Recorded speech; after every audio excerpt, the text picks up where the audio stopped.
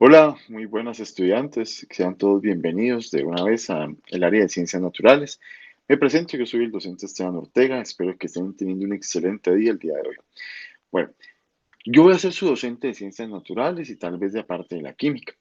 El día de hoy les vengo a hablar sobre el origen del universo y el sistema solar. Vamos a entender cómo es que se creó el universo o cuál es la teoría que más ha tenido aceptación. ¿Listo? Entonces sean todos muy bienvenidos, siéntanse augustos y tranquilos que en este proceso, como se los indica en el texto, en la introducción del discurso, no van a estar solos, van a contar con todo mi apoyo para que podamos desarrollar un proceso en conjunto, siempre encaminado a que ustedes mejoren sus procesos cognitivos y sobre todo en el área de ciencias naturales. Bienvenidos para todos ustedes, muchachos. Bien. Resulta, muchachos, o señores, que cuando hablamos del origen del universo y del sistema solar tenemos que tocar unos conceptos muy claves. Por ejemplo, uno de los conceptos más claves que se habla hasta el momento o que ha tenido mucha importancia es cómo se creó el universo. Y una teoría que ha sido bastante, digámoslo así, tratada y que ha tenido una buena aceptación en el mundo académico es la teoría del Big Bang. Esta teoría plantea que el universo fue creado a partir de un punto que tenía una enorme cantidad de energía, este explotó y formó todo lo que conocemos como el universo. Vamos a ver esta teoría poco a poco. Bueno, para esta presentación vamos a hablar del Big Bang, cómo está conformada nuestra galaxia, el sistema solar, el Sol, los planetas internos y externos que la conforman y el origen de la vida en la Tierra. Vamos a ver unos pequeños pinitos de cómo fue que se creó ese origen de la vida en la Tierra. ¿Listo? Bueno, resulta, muchachos, que en la teoría del Big Bang tenemos que hablar de cuatro momentos claves. Uno de los primeros momentos dice que cuando se dio la gran explosión, eso que ustedes están viendo aquí, ¿listo? Se originaron partículas subatómicas. ¿Qué quiere decir subatómicas? Extremadamente pequeñitas, ¿listo? Después, unos 380.000 años después de la explosión, se empezaron a formar los pequeños átomos, es decir, se empezaron a formar elementos. Cuando yo hablo de átomo, me refiero a la parte más pequeña que forma el elemento. Átomo quiere decir sin división, es decir, lo que no se puede dividir. Bueno, el siguiente evento, el tercer evento que sucedió, es que se empiezan a formar lo que conocemos como galaxias. ¿Listo? Todas esas constelaciones y galaxias se empiezan a formar. Y el cuarto evento y el más importante, digámoslo así, es cuando se empiezan a formar los planetas. Es decir, esas masas que habían explotado estaban girando constantemente, estaban muy calientes y en algún momento pues se empiezan a enfriar. Cuando se empiezan a enfriar es cuando empiezan a formarse lo que actualmente conocemos como los planetas. ¿Listo? Bien. Veamos en una animación muy pequeña cómo es que se da ese momento. Miren, por ejemplo, ahí lo tenemos. Se da el gran estallido, ¿cierto? Miren, aquí lo podemos ver en bucle cómo funciona. Un gran estallido. Y ese estallido es lo que funciona o lo que da origen a todo lo que conocemos como el universo. Y resulta que ese estallido me va a dar paso a lo que conocemos como también como la galaxia. En este caso, para nuestra galaxia, la conocemos como la Vía Láctea, debido a que esta galaxia, si la vemos, digámoslo así, como en forma posterior, podemos ver que tiene como una zona blancuzca y por eso se la asocia como con la Vía Láctea. ¿Listo? Bueno, resulta que en esta galaxia que se la llama pues, Vía Láctea, es donde se encuentra nuestro sistema solar y también podemos encontrar otro sistema solar. Ahora, ¿qué hay vida en otros? No lo sabemos todavía, pero pueda que sí. ¿Cuál es la clave para entender esto, muchachos? La tecnología que tengamos en el momento para poder mirar más allá de lo que nuestra tecnología nos permite. Es decir, los grandes avances tecnológicos son los que nos han permitido dilucidar cómo es que probablemente funciona el universo y qué hay más allá de nuestra zona exterior. ¿Listo? Entonces es muy importante que ustedes lo sepan, que hay muchas galaxias, que formamos parte de nuestra galaxia, se llama Vía Láctea, y que en esa misma galaxia hay diferentes sistemas, digámoslo así, solares, que pueden dar origen a diferentes formas de vida.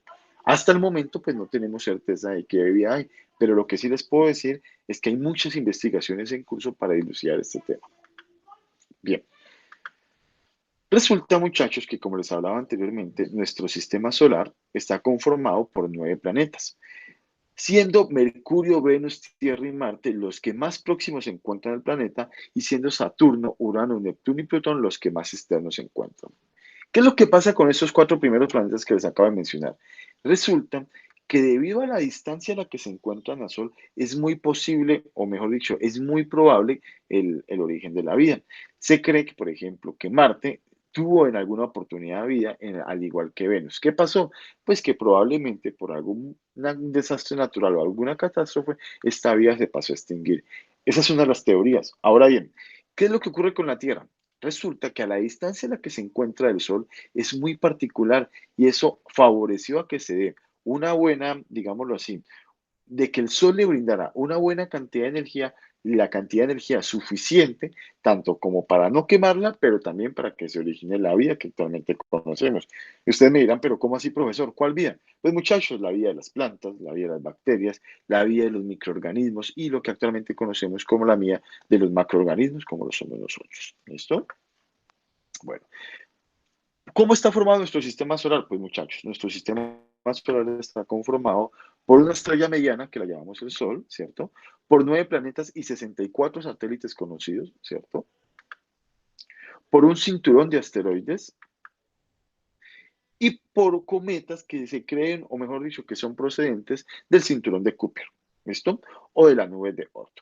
Bueno, sigamos muchachos para ver qué es. ¿Y cómo está conformado el Sol? Pues si le preguntarán ustedes. Resulta que el Sol está conformado, o mejor dicho, es una estrella cuya temperatura en la superficie es de 5.500 grados centígrados. Imagínense ustedes la temperatura en la sola superficie. ¿Y de qué está conformado? De hidrógeno, helio y un pequeño porcentaje de oxígeno, carbono y hierro. ¿Qué es lo que pasa con esta estrella o con este sol? Lo que está ocurriendo ahí no es una combustión como la que nosotros vemos, por ejemplo, cuando encendemos un cerilla o cuando prendemos un papel. No, la combustión que está ocurriendo aquí es a un nivel superior, es a una escala nuclear. Es decir, se están fusionando átomos de hidrógeno, de oxígeno, de helio, y esto favorece a que la temperatura del Sol siempre esté incrementándose. Ahora, en algún momento este Sol se va a apagar. ¿Nos tocará a nosotros? No. Esto se cree que, o mejor dicho, se pronostica que va a ser dentro de miles de millones de años. Por ahora, lo que nos tiene que interesar es que la energía que nos aporta el Sol es suficiente para dar paso a lo que conocemos como vida. ¿Listo? Bueno. Resulta que ya hablamos de la temperatura exterior del Sol, pero en el centro del Sol existe más o menos unos 15 millones de grados centígrados, es decir, 15 millones de grados centígrados de temperatura. Es decir, el Sol es inmensamente caliente. ¿Listo? Bueno.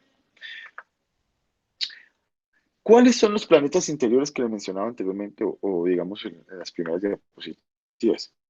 Resulta que los planetas interiores son los que están más próximos al Sol y en ellos abarca, por ejemplo, vámonos aquí, lo vamos a ver. Mercurio, que es el que está más próximo. Venus, que es un planeta azul, que en algunos tiempos o en algún, digámoslo así, en ciertos momentos lo podemos lograr a ver. La Tierra, que es el planeta donde actualmente vivimos, ubica el tercer puesto y finalmente tenemos a Marte, que ya está un poco más distante. Sin embargo, Marte en algún momento coincide con la trayectoria de la Tierra y queda muy cerquitica. Eso más o menos ocurre cada 30 años, entre 15 y 25 años. Todo, pues no tengo el dato preciso, pero lo que sí les puedo decir es que estos planetas en algún momento se alinean. ¿Listo? Bueno.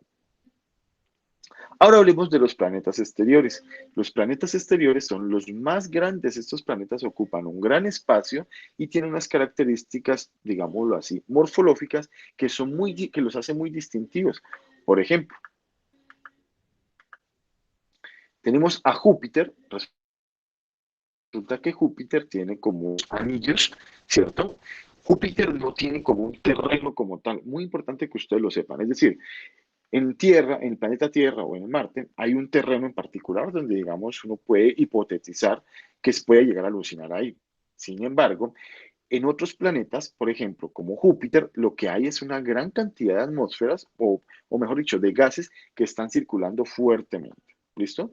Seguido tenemos a Saturno, cuya característica principal es que tiene algunos anillos, mejor dicho, tiene unos anillos que lo rodean. Tenemos Urano, a Neptuno y finalmente el que vemos como un punto sólido, ese se llama Plutón. Resulta que ese hay mucha controversia, porque hay unos que lo clasifican Hay unos que lo alcanzan a clasificar como un planeta y otros que no lo clasifican como planeta. ¿Por qué? Debido a que este se encuentra muy congelado, ¿listo? Y este, pues como no le llega tanta energía solar, sus características no, en algunos casos no cumplen como planeta. Sin embargo, para los casos de, pues digamos, para este, para este proceso, vamos a llamarlo como un planeta como tal. ¿Listo? Más adelante ya podremos trabajarlo de otra manera. Bueno, hablemos de la Tierra. La Tierra tiene un diámetro de 12.756 kilómetros, ¿cierto? Y una masa aproximada de 6.10 a la 24 kilogramos. Resulta que su atmósfera está compuesta por nitrógeno y oxígeno y tiene un satélite de gran tamaño cuya formación sigue siendo enigma. ¿Qué es lo que se cree respecto a esto? En algún momento, muchachos, se cree que cuando la Tierra estaba girando, cuando la Tierra se estaba enfriando, ¿cierto? Se le desprendió un pedazo y ese pedazo quedó por ahí andando. Y eso es el que le da el balance, o mejor dicho, es el que le da un balancín para que la Tierra se encuentre en estado en una inclinación. Y gracias a esta inclinación es que se pueden dar diferentes estaciones meteorológicas en diferentes partes del planeta. Me explico. Si es en esta inclinación, el Sol daría de forma idéntica en toda la Tierra y no se podrían dar los eventos que conocemos actualmente. ¿Listo? Bueno. Ahora hablemos del origen de la vida en la Tierra. Planteémonos este modelo. Resulta que en un principio, cuando la Tierra se estaba formando, en algún momento se enfrió, ¿cierto? Y tenía una atmósfera muy primitiva con ciertos elementos. Ahí los podemos ver como hidrógeno, agua, amorio, metano. Esos metales, esos elementos, debido a los, digamos, a la atmósfera que estaba siempre muy cargada eléctricamente, empezaron a, empezaron digámoslo así, a interactuar entre sí y se cree que esto fue lo que originó la vida que actualmente conocemos y las primeras moléculas fueron moléculas orgánicas simples. ¿Listo? Paso siguiente sería algo que se llama como coacervados y eso dio paso a lo que actualmente conocemos como las bacterias. ¿Listo? ¿Qué es lo que ocurre? Esta teoría plantea que a partir de los elementos que estaban en la atmósfera, esos elementos interactuaron entre sí y dieron paso a lo que actualmente conocemos como, digámoslo así, um, como lo que conocemos como vida. Esto se pudo resolver gracias a una serie de experimentos. Por ejemplo, resulta que un señor colocó en un balón aforado, aquí lo podemos observar, en este balón aforado, colocó un recipiente con agua y la puso a hervir, ¿listo? Y el vapor formado se desplazaba arrastrando todo el vapor que se formaba, se arrastró por todos los lados de los componentes, ¿cierto? Mírenlo, aquí lo podemos ver, aquí como lo estoy señalando. Resulta que ese vapor que se estaba formando, aquí le aplicó descargas, ¿listo? Una serie de descargas eléctricas, como imitando como si fuera la atmósfera, ¿listo? Resulta que ese recipiente de vidrio introdujo gases que según este señor que se llamaba Oparin, decía que eran muy similares a la atmósfera.